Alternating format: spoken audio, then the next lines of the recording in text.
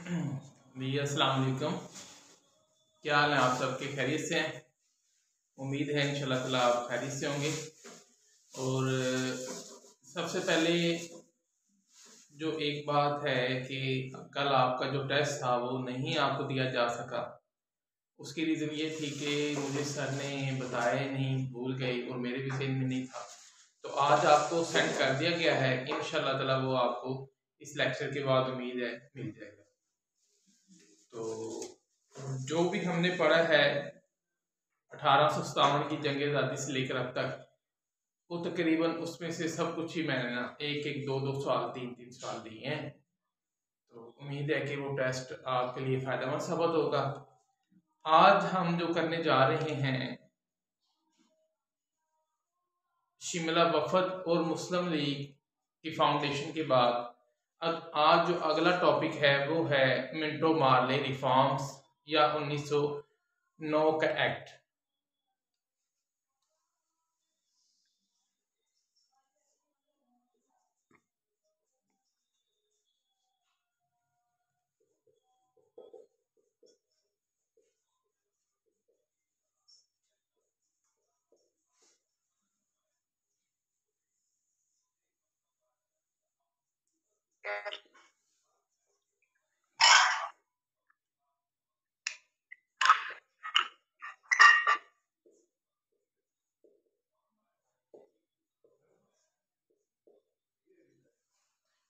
जी, ये हमारा आज का टॉपिक है कि मिंटो मार्ले रिफॉर्म्स ऑफ 1909 या इंडियन एक्ट 1909।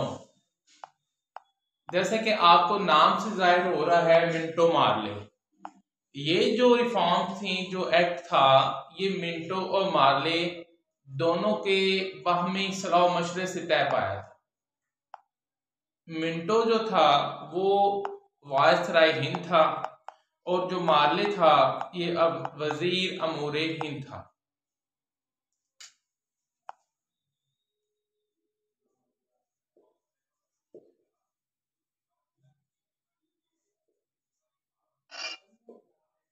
कर जल्दी।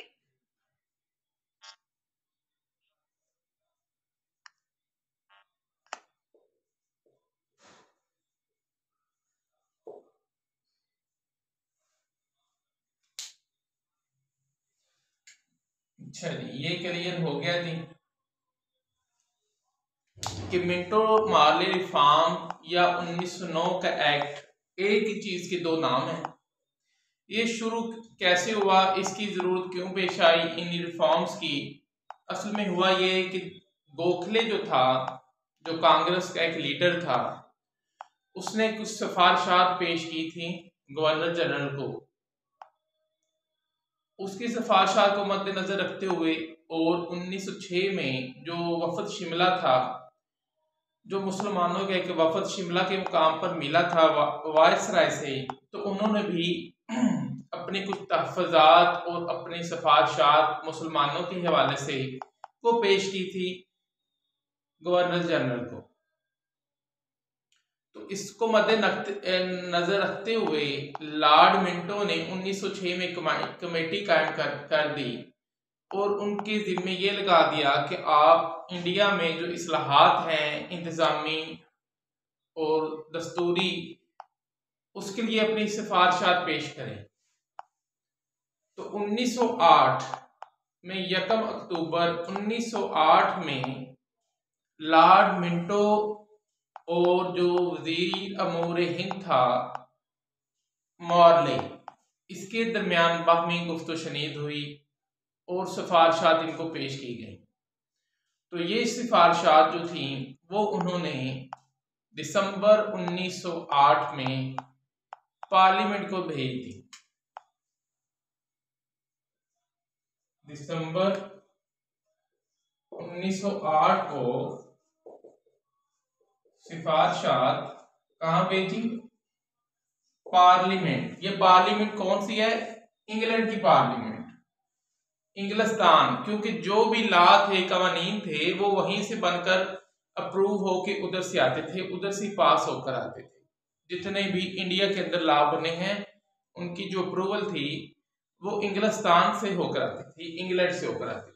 दिसंबर 1908 को सिफारिशात पार्लियामेंट में पेश कर दी गई।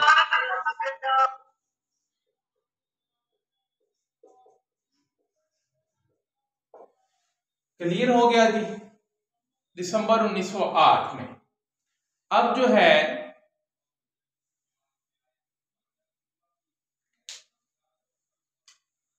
15 नवंबर, ये है 17 दिसंबर और उसके बाद 15 नवंबर 1909 को मलका बरतानिया की तौसीक से ये एक्ट मंजूर हो गया।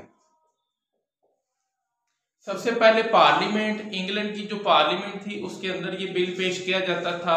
उसको जो पार्लियामेंट के अरकान थे वो उसको पास करते थे। जिस तरह हमारे पाकिस्तान में है, जब तक कोई भी नया आर्डर, कोई भी नया कानून वो पार्लियामेंट में पेश किया जाता है, पहले सेनेट में, सेनेट पास करती है, फिर पार्लियामेंट से। तो इसी तरह पार्लियामेंट जो है इंग्लैंड की, उन्होंने पास किया और जो हतमी, जो आखिरी तौसीक थी वो थी मलका बरतानिया की।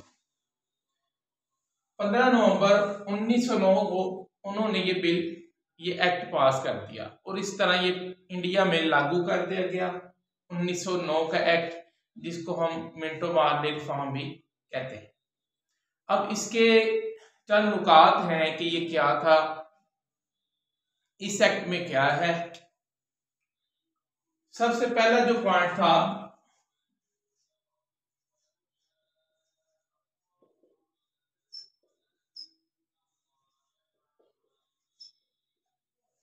मकामी बशिंदों की शमूलियत।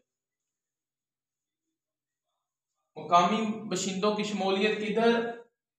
इंतजामी कौंसिल में।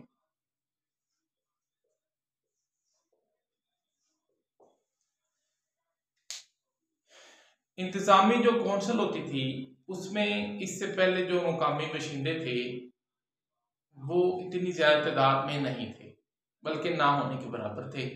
पहली दफा गवर्नमेंट ऑफ बरतानिया, गवर्नमेंट ऑफ इंडिया ने ये सोचा कि क्यों ना मुकामी बशिंदों को इसमें शामिल कर दिया जाए, ताकि ये उनकी जो बेचैनी ये खत्म हो, उनके जो मामलात हैं वो एक दूसरे से डिस्कस किए जाएं इंतजामी कौंसिल में। तो इस तरह जो गवर्नर जनरल है या वायसराय हिंद है उस तक मामला पहुंच सके और उनके तहफ़्फ़ुज़ात, जो खर्चात हैं वो दूर हों मकामी बशिंदों के, जो लोकल इंडियंस थे।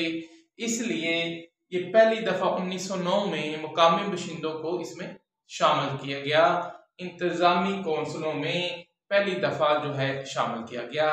इसके बाद क्या हुआ कि सूबाई कौंसिलों में भी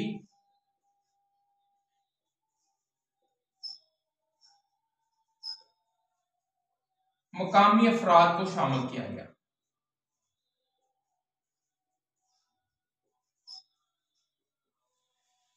सूबाई जो कौंसिलें थी, जो प्रेसिडेंसी थी, मुंबई, कलकत्ता, मद्रास, 3 जो प्रेसिडेंसी थी, इसके अलावा भी जो सूबाई गवर्नमेंट थी उनके अंदर मुकामी बशिंदों को उनकी कौंसिल में शामिल कर दिया गया और उनकी तादाद को बढ़ाकर 2 से 4 कर दिया गया।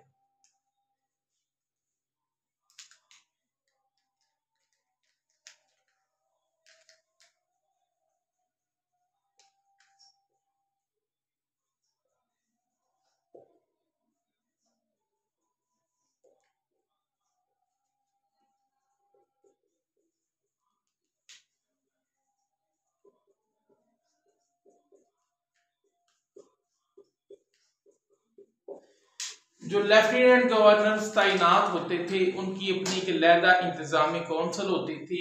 उस इंतजामी कौंसिल्स में जो तादाद थी मुकामी बशिंदों की वो 2 थी पहले। इस कानून के आने के बाद, 1909 के एक्ट के आने के बाद, उसकी तादाद को 2 से बढ़ाकर 4 कर दिया गया। ये चीज याद रखें कि मुकामी बशिंदों को इंतजामी कौंसिल में शामिल कर दिया गया। फिर जो सूबाई इंतजामी कौंसिलें थी जो लेफ्टिनेंट गवर्नर्स के अंडर आती थी वो भी जो इंतजामी कौंसलें थी उनको तादाद को उनको बढ़ा दिया गया, 2 की बजाय 4 कर दिया गया। ये इसका दूसरा पॉइंट था। तीसरा पॉइंट,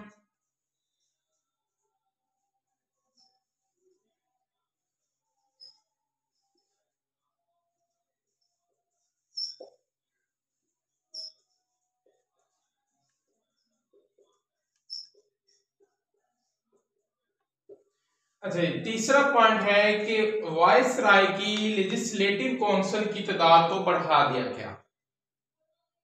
लेफ्टिनेंट, ये चीजें याद रखें कि लेफ्टिनेंट गवर्नर्स की इंतजामी काउंसिल अलहदा थी, जो वायसराय हिंद था उसकी इंतजामी एग्जेक्टिव काउंसिल एक अलग चीज थी, लेजिस्लेटिव काउंसिल अलग चीज थी। इस चीज को याद रखिए, ये चीजें गुड मुड हो जाती हैं, इसका पता नहीं चलता, बात का ज़हन में नहीं आती ये क्या चक्कर चल रहा है। लेजिस्लेटिव काउंसिल अलग, एग्जेक्टिव काउंसिल अलग, ये दो चीजें। वायसराय की लेजिस्लेटिव काउंसिल की तादाद को बढ़ा दिया गया, इसकी तादाद को 60 कर दिया गया। अरकान की तादाद 60 कर दी गई। ये चीज याद रखें, वायसराय की लेजिस्लेटिव काउंसिल जहां कानून साजी होती थी उसको तादाद को बढ़ाकर 60 कर दिया गया, जिसमें जो 22 थे ये मुंतखिब गैर मुस्लिम अरकान थे। नीचे क्या मतलब 22 जो थे मुंतखिब गैर मुस्लिम अरकान। अच्छा जी, उसमें से 5 जो थे ये मुस्लिम अरकान मुंतखिब।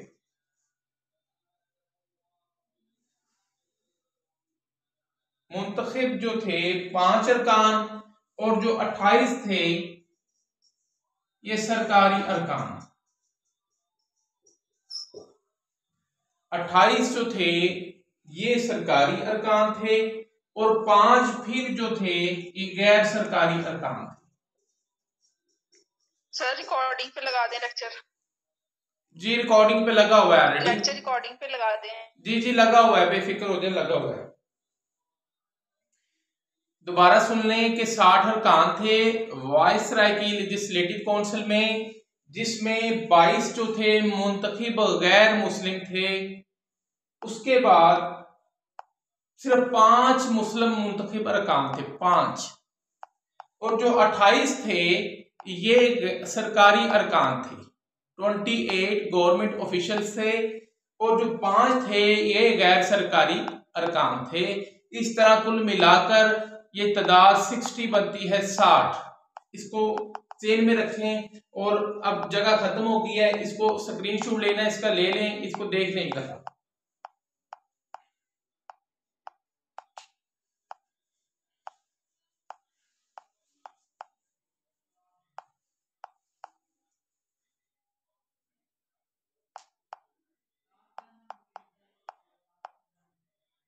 क्लियर जी, आगे चलें।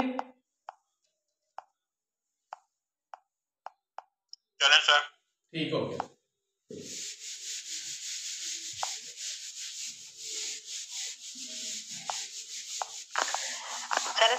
सर ये वायसराय की जो लेजिस्लेटिव काउंसिल है इसके अरकान की तादाद पहले क्या थी जो बढ़ा के 60 की गई बाद में?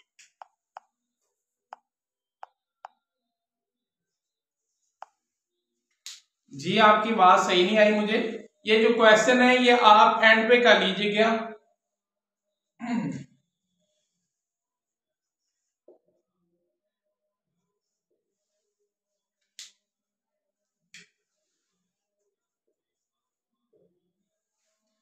अच्छा जी, इंतखाबी अदारा या इंतखाबी अदारी, इससे पहले जितने भी ये जो वोटिंग सिस्टम है ना, ये 1909 के एक्ट से पहले या 1909 के एक्ट में भी ये अवाम वोट कास्ट नहीं करती थी। एक चीज याद रखें, जो पब्लिक थी ये लोग वोट कास्ट नहीं करते थे। मुख्तलिफ तबकात और जो अदारे थे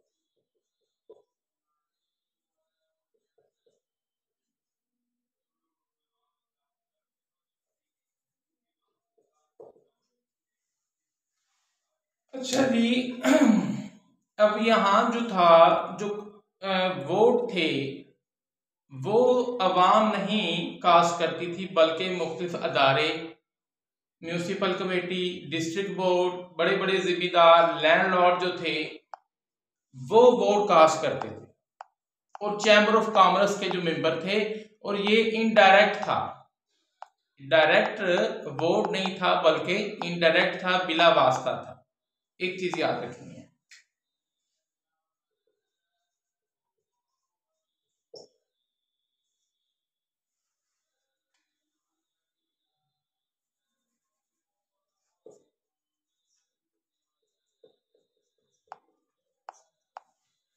इनडायरेक्ट कास्टिंग ऑफ वोट का जो रवाज था ये 1909 के एक्ट में।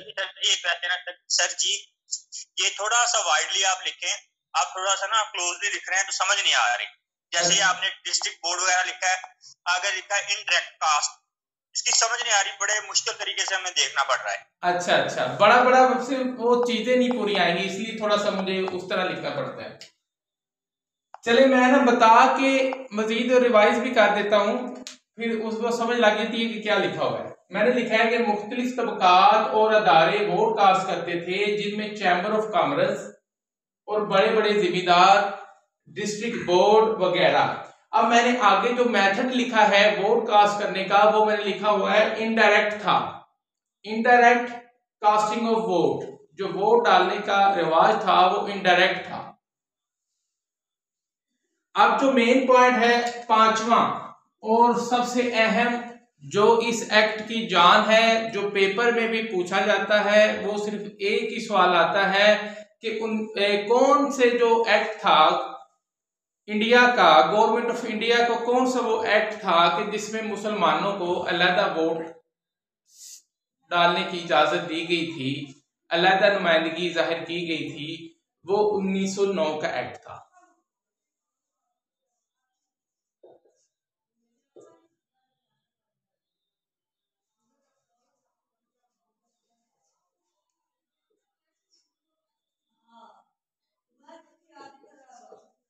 पांचवा पॉइंट जो था, मुसलमानों को जो वोट था और मुसलमानों के जो मेंबर थे, जुदागाना इंतखाब, इसका दूसरा नाम है जुदागाना इंतखाब। पहली दफा हिस्ट्री में, इंडिया की हिस्ट्री में पहली दफा मुसलमानों को वोट डालने की लिए कहा गया, किनको, उनके अपने ही मेंबरों को, मुसलमानों में से ही मुंतखब मेंबर जो थे उनको वोट अलहदा से डालने के लिए कहा गया। जो सेपरेशन कर दिया गया, कास्टिंग वोट को जुदा करना, इंतखाब का जो तरीका था वो राइज किया गया पहली दफा 1909 के एक्ट में। सबसे अहम चीज पॉइंट यही है कि जुदा करना, जो वोट डालने का पहली दफा मुसलमानों को हक मिला, वो 1909 के एक्ट में मिला था, मिंटो मार्ले रिफॉर्म के अंदर। अच्छा, इसमें एक चीज है कि मुसलमान कौन वोट डाल सकते थे। इसमें आम पब्लिक वोट नहीं डालती थी। फिर मैं उसी बात पे आता हूं। इसमें एक कह लें कि रखा गया था हदबंदी, एक कह लें कि लिमिट रखी गई थी कि जिसके पास इतनी दौलत हो या इतनी जमीन हो वो बंदा वोट कास्ट कर सकता है। क्योंकि हिंदू जो थे वो मॉनेटरली, मादी तौर पर, वसाइल के लिहाज से मुसलमानों से आगे थे। मुसलमान थोड़े से गरीब कह लें, गरीब थे, कम ज़र था उनके पास। इस वजह से यहाँ जो चेंजिंग लाई गई कि उन मुसलमानों को भी वोट डालने की इजाज़त दी गई जिनके पास माल, रुपया, पैसा हिंदुओं के मुकाबले में कम था, उनको इजाज़त दी गई। और दूसरी बात, किन को इजाज़त दी गई? वो मुसलमान स्टूडेंट या वो मुसलमान लोग जिन्होंने कम से कम बीए किया हुआ था, ग्रेजुएट थे। यहाँ एक चीज, ग्रेजुएट,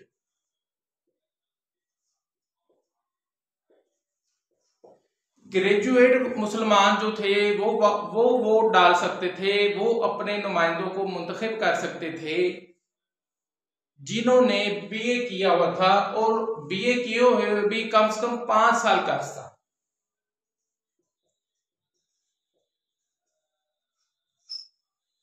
जिन्होंने 5 साल पहले बीए किया हुआ था वो वोट कास्ट कर सकते थे, वो वोट डाल सकते थे, ये मुसलमानों को हक दिया गया था।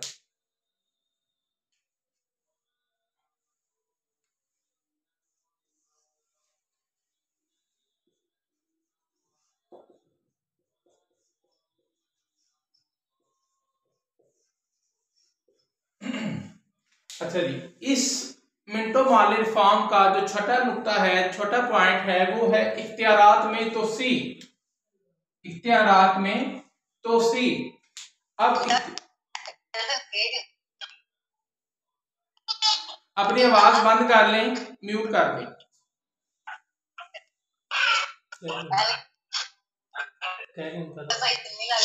अच्छा जी, अपनी जो है ना निजी गुफ्तगू ना किया करें, क्लास के दौरान फिर दूसरे भी डिस्टर्ब होते हैं और मैं भी डिस्टर्ब होता हूं। इख्तियारात में तो सी, अब जो गवर्नर की लेजिस्लेटिव काउंसिल थी, इंतजामी काउंसिल थी, उनके इख्तियारात को वसी कर दिया गया। इससे पहले जो भी अरकान थे लेजिस्लेटिव काउंसिल के, वो बजट पर बहस नहीं कर सकते थे।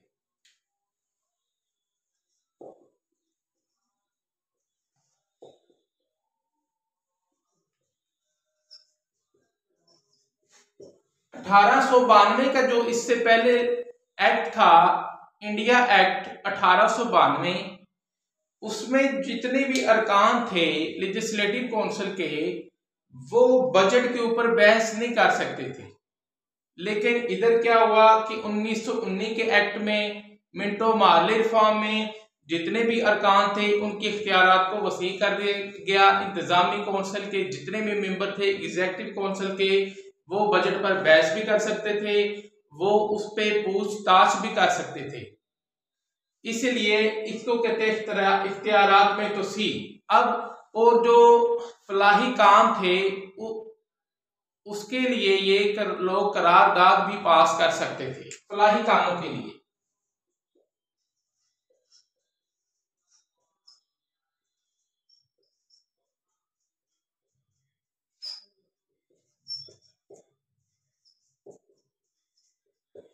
पहले जो था वो हमेशा लेफ्टिनेंट गवर्नर सूबों के अंदर और ऊपर वाली सतह पे वायसराय या गवर्नर जनरल ही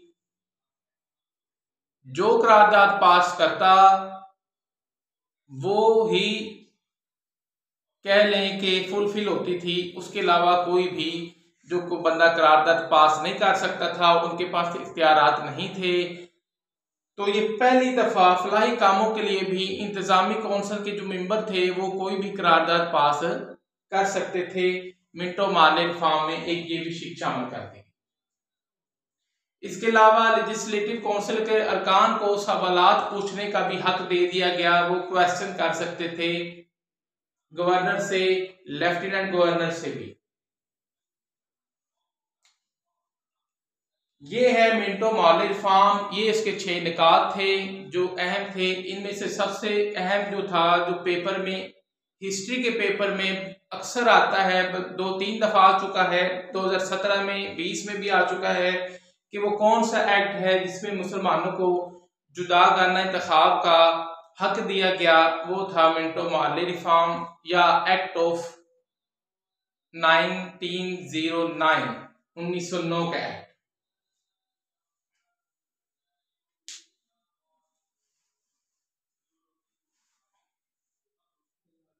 यहां इसका स्क्रीनशॉट ले ले, फिर हम आगे चलते हैं, क्योंकि आज मैंने 2 टॉपिक तैयार किए थे, एक 1909 वाला और एक्ट, और इसके आगे क्योंकि हम एक तरतीब से चल रहे हैं, इसलिए आगे जो आता है वो सानिया कानपुर आता है, वो हम करते हैं।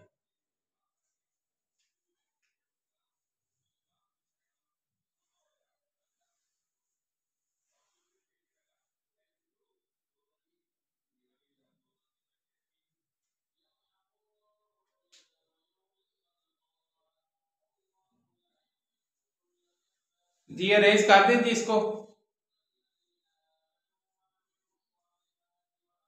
जी सर कर दें।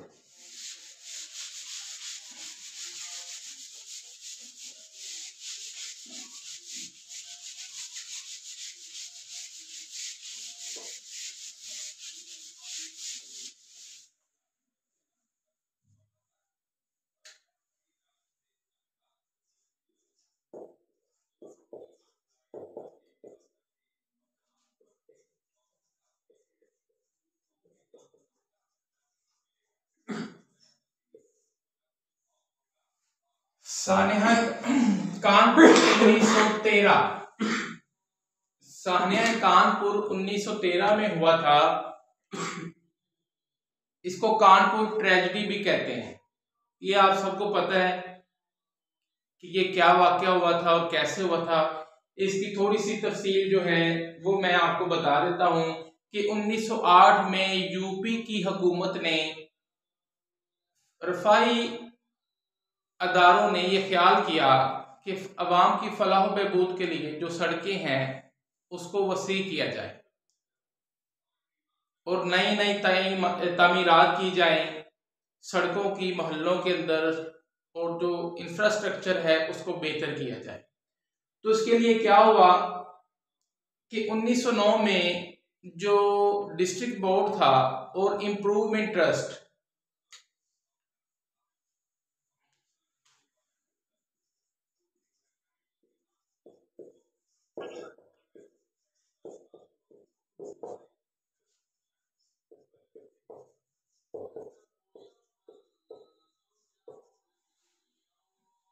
उन्नीस सौ 9 में municipal committee plus improvement trust ने कानपुर के अंदर जो सड़कें हैं उनको वसी करने का एक मंसूबा तैयार किया।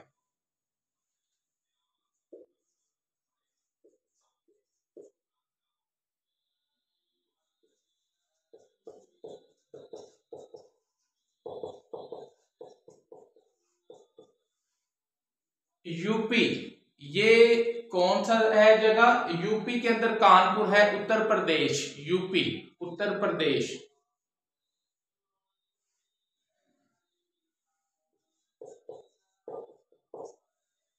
उन्नीस सौ 9 में municipal committee plus improvement trust Kanpur ने सड़कों को वसी करने का मंसूबा तैयार किया। अब कानपुर में एक जगह पे मंदिर भी एंड जो बीच सड़क के दरमियान में आ गया। अब उन्होंने क्या सोचा कि इस जो मंदिर है ये तो नहीं तोड़ा जा सकता, अगर तोड़ते हैं तो हिंदू जो है वो प्रोटेस्ट करते हैं। और यही हुआ, जब हिंदुओं को पता चला कि जो मंदिर की जगह है ये बिल्कुल सड़क के मिड में आ गई है, तो उन्होंने एहतजाज शुरू कर दिया कि मंदिर को नहीं तोड़ा जा सकता, जो मंदिर को तोड़ेगा हम एहतजाज करेंगे, उसको रोकेंगे। तो क्या हुआ, अब चूंकि इंडिया के अंदर हिंदुओं की मेजॉरिटी थी, अक्सरियत थी, तो गवर्नमेंट ने सोचा कि हिंदुओं की बात को मान लेना चाहिए। म्यूनिसिपल कमेटी प्लस डिस्ट्रिक्ट जो इम्प्रूवमेंट ट्रस्ट था, इन्होंने क्या किया कि वो सड़क जो थी वो टेढ़ी कर दी, मंदिर की जगह को छोड़ दिया और वहां से एक टर्न दे दिया, उसको टेढ़ा कर दिया। ये जगह जब आगे सड़क गई मछली बाजार, अब उस बाजार का क्या नाम था? मछली बाजार।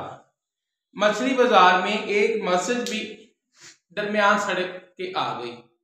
तो अब क्या हुआ कि अब उन्होंने कहा कि मस्जिद की जो जगह है इसको तोड़ दिया जाए, शहीद कर दिया जाए और यहां से सड़क सीधी कर दी जाए।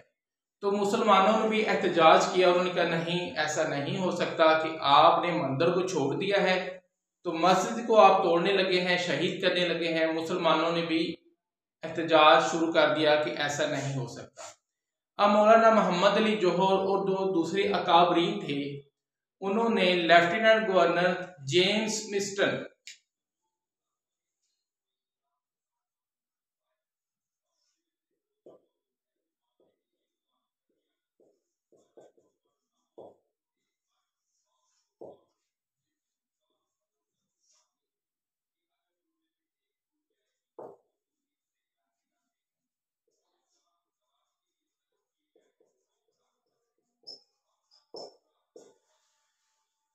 अब अब यूपी के अंदर उत्तर प्रदेश, यूपी,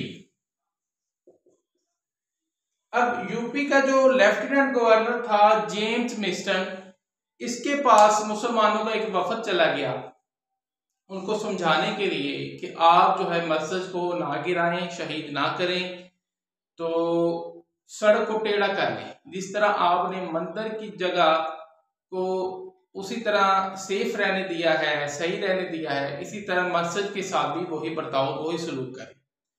तो गवर्नर जो था इसने हामी भर कि ठीक है जी, मैं आपकी बात को एग्री करता हूं, तो मैं इंशाल्लाह कोशिश करूंगा कि ये ऐसा ही हो। लेकिन हुआ क्या, जो मिस्टर सिंह था,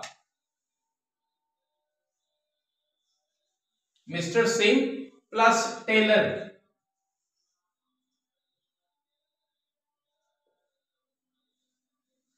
ये इंप्रूवमेंट ट्रस्ट के अरकान थे। एक म्यूनिसिपल कमेटी का चेयरमैन था मिस्टर सिंह,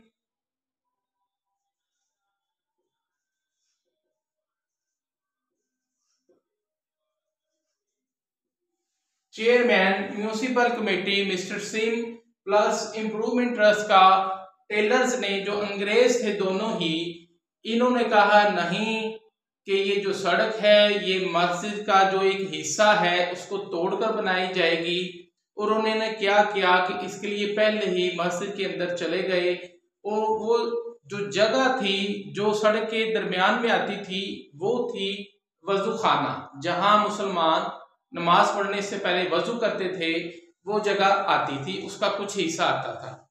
तो चूंकि वो अंग्रेज जो था वो जूतों समेत ही अंदर चला गया था और मुसलमानों ने इस पर एतराज भी नहीं किया था कि ये जो जगह है ये वजू खाना है, यहाँ हम भी जूते पहन के आते हैं, आगे जूते उतारते हैं, ये मस्जिद का हिस्सा नहीं है। तो इससे अंग्रेजों को बहाना मिल गया कि चूंकि ये मस्जिद का हिस्सा नहीं है, ये वजू खाना है, गुसल खाना है, तो लिहाजा इसको गिरा भी दिया जाए तो कोई ऐसी बात नहीं। लेकिन जो मुसलमान थे उस वक्त कानपुर के मौलाना साहब थे बड़ी मस्जिद के, उन्होंने ये ऐलान किया कि नहीं, मस्जिद के किसी भी हिस्से को गिराया नहीं जा सकता। अब जो मिस्टर सिंह और टेलर थे इन्होंने कहा कि हम आपको मुतबादल जगह देते हैं, उसकी जगह वजू खाने की जो जगह है वो हम मुतबादल जगह देंगे। लेकिन जो मुसलमान अकाबरीन थे उन्होंने कहा शरीयत में ऐसा नहीं है कि मस्जिद के किसी हिस्से को गिरा दिया जाए और उसकी जगह मुतबादल ली जाए। तो फिर क्या हुआ कि वो ना माने मुसलमान, लेकिन जो मिस्टर सिंह थे और टेलर थे ये अपनी बात पे अड़ गए और इन्होंने वो हिस्सा मुनहम कर दिया, गिरा दिया, डिमोलिश कर दिया। तो मुसलमान जो थे वो बड़ा, उनको इश्तियाल आया, गुस्सा आया कि ये क्या हुआ। तो उसके लिए वो इकट्ठे हो गए मछली बाजार के अंदर 1913 में। इसकी एक्चुअल डेट जो थी 3 अगस्त 1913।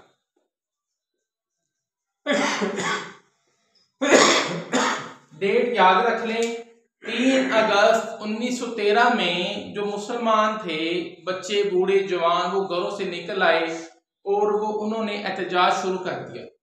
जब एहतजाज शुरू किया तो जो अंग्रेज जो उस वक्त हुक्मरान थे उन्होंने पुलिस को हुक्म दे दिया फायर करने का, जिससे क्या हुआ कि तकरीबन 123 जो लोग थे वो शहीद हो गए थे। 123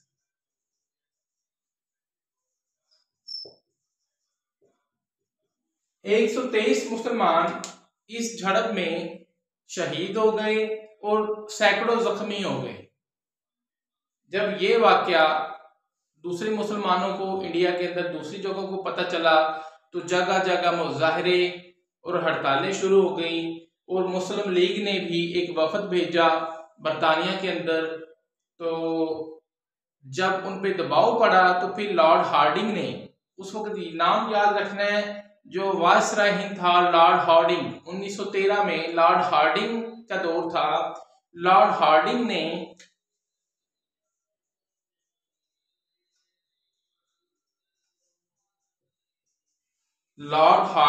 वायसराय प्लस सर अली इमाम। मुसलमानों की तरफ से, मुस्लिम लीग की तरफ से sir Ali Imam plus Lord Hardinge.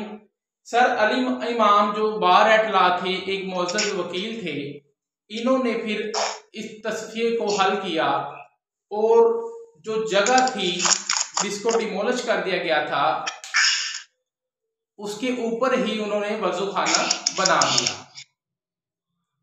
यानी कि जिस जगह को गिराया गया था उस जगह के ऊपर, सड़क के ऊपर ही जो दोबारा तमीर कर दिया गया वजू खाना, गुसल खाना, तो इस तरह इस मामले को ठंडा किया गया।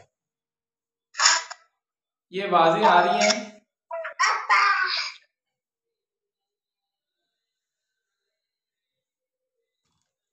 जी,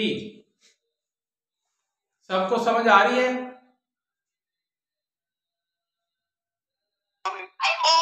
सर आ रही है, आ रही है।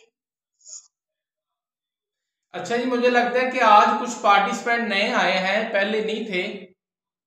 तो कौन कौन आया है आज के लेक्चर, जो पहली दफा लेक्चर ले रहे हैं? सर मैं पहली दफा लेक्चर ले रही हूँ। अस्सलाम वालेकुम सर, मैं सोबिया टेक्नोलॉजी आज पहली दफा आपसे ले रहे हैं। अच्छा अच्छा, अस्सलाम वालेकुम सर, मैं पहली दफा। वालेकुम सलाम। माशाल्लाह, लगता है काफी आगे हैं जी। पहले तो मेरे 8-9 लोग थे।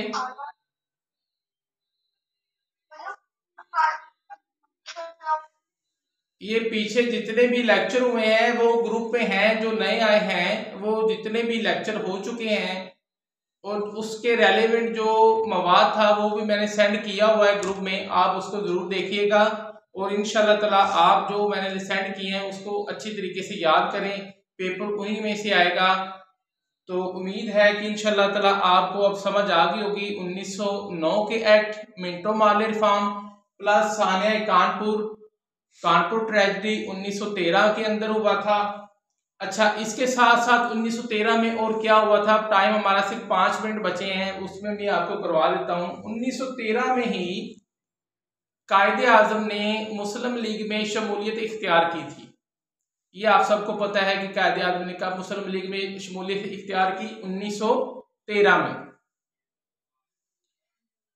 चूंकि हम एक तरतीब से पढ़ रहे हैं, साल जो होता है उसके हिसाब से, ये भी 1913 कायदे आजम मुस्लिम लीग में शामिल हुए। 1913 कायदे आजम किसके कहने पे मुस्लिम लीग में शामिल हुए, ये सवाल भी आ चुका है पेपर में, हिस्ट्री के अंदर, पाक स्टडी के अंदर। तो याद रखें, मौलाना मोहम्मद अली जौहर के कहने पे मुस्लिम लीग में शामिल हुए थे, इस चीज को याद रखें। कायदे आजम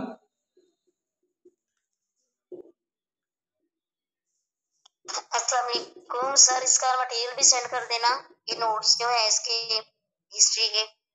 जी जरूर शेयर कर दीजिएगा। जरूर जी जरूर, मैं चल सेंड कर दूंगा। कायदे आजम मुस्लिम लीग में शामिल हुए 1913 में, किसके कहने पे शामिल हुए? मौलाना मोहम्मद अली जौहर के। मौलाना मोहम्मद अली जौहर 1913 में बरतानिया गए हुए थे, इंग्लैंड गए हुए थे सानिया कानपुर के सिलसिले में। याद रखें, इससे रेलेवेंट ही जुड़ता हुआ ये सवाल है, इसलिए मैंने किया है कि 1913 में मौलाना मोहम्मद अली जौहर और उनका वफद इंग्लैंड में था सानिया कानपुर के हवाले से गुफ्तो शनीद करने के लिए पार्लियामेंट के अंदर। तो वहीं उनकी मुलाकात कायदे आजम से हुई। कायदे आजम उस वक्त कांग्रेस में थे और दादा भाई नूरू जी से बहुत मुतासर थे। 1906 में जब दादा भाई नूरू जी कांग्रेस के सदर थे तो कायदे आजम रहमतुल्लाह अलैह उस वक्त उनके प्राइवेट सेक्रेटरी थे। तो कायदे आजम ने 1913 में मुस्लिम लीग में शमूलियत इख्तियार की मौलाना मोहम्मद अली जौहर के कहने पर, और 7 साल कायदे आजम मुस्लिम लीग और कांग्रेस के इकट्ठे मेंबर रहे। दोनों तंजीमों में कायदे आजम शामिल रहे। ये सवाल भी पेपर में आ चुका है कि कायदे आजम कितने साल दोनों तंजीमों के मेंबर रहे, कांग्रेस प्लस मुस्लिम लीग? तो 7 ईयर, 7 साल इकट्ठे रहे थे। तो ये नीचे से करवा दें, यहाँ से थोड़ी समझ नहीं आई, आवाज कट गई थी। जहाँ पे वो वुजू खाने की अल्टरनेट जगह के बारे में थोड़ा सा समझ नहीं आया था एंड से। अल्टरनेट वो जगह देना चाहते थे, मुसलमानों ने नहीं ली, तो क्या हुआ, उन्होंने वो डिमोलिश कर दी वजू खाने वाली जगह। तो एहतजाजन मुसलमान बाहर निकल आए सड़कों पर, तो फायरिंग की। उस वक्त जो अंग्रेज था इंस्पेक्टर, उसने बड़ों के हुक्म पर, जो उसके साथ मिस्टर सीमो टेलर्स थे, इनके हुक्म पर उसने फायरिंग कर दी, जिससे 123 मुसलमान शहीद हो गए थे और सैकड़ों जख्मी हो गए थे। फिर ये मामला काफ़ी पूरे इंडिया के अंदर फैल गया, एहतजाज और जो हड़तालें हुई, और इसकी बाज़ इंग्लैंड में भी सुनी गई, क्योंकि इंग्लैंड में मौलाना मोहम्मद अली जौहर अपने वफद के साथ चले गए थे सानिया कानपुर के सिलसिले में। तो वायसराय लॉर्ड हार्डिंग और सर अली इमाम, इन्होंने मिलकर इस मसले को हल किया था, और जो वजू खाने की मुतबादल जगह दी थी, सड़क के ऊपर ही जो प्लेस गिराई गई थी उसके ऊपर ही छत डालकर एक वजू खाना अलहदा बना दिया गया था। क्लियर जी? जी सर, थैंक यू। ठीक हो गया। यस सर, ठीक है। जी इंशाल्लाह नेक्स्ट कल हमारा जो टॉपिक होगा वो होगा मिसाके लखनऊ, प्लस उसके साथ खिलाफत मूवमेंट के भी सवाल हम करेंगे इंशाल्लाह ताला। तो इसका जो मवाद है वो मैं आपको सुबह इंशाल्लाह सेंड कर दूंगा, उसी में से आपने याद करना है। अल्लाह आपका हामी नासिर हो इंशाल्लाह।